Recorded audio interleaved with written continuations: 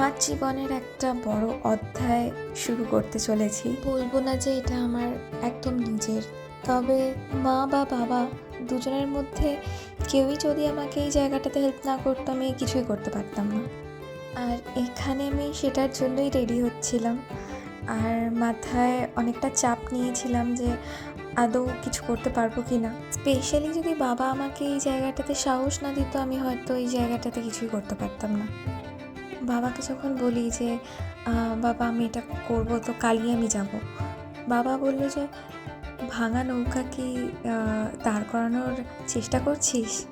এটা শোনার পরে আর মনে হলো যে আরও, হ্যাঁ, পরিস্থিতিটা সত্যি খারাপ, মানে নৌকাটা সত্যি ভাঙা। 9 to 5 জব করার পরে এত বড় একটা ডিসিশন নেওয়া সত্যি খুব হার্ড। ফিনান্সিয়ালি কিছুটা হেল্প, আর কিছুটা নিজের থেকেও যতটা পারছি। আর বাবার কথা আর কী বলবো, বাকিটা সবটাই মায়ের ওপর।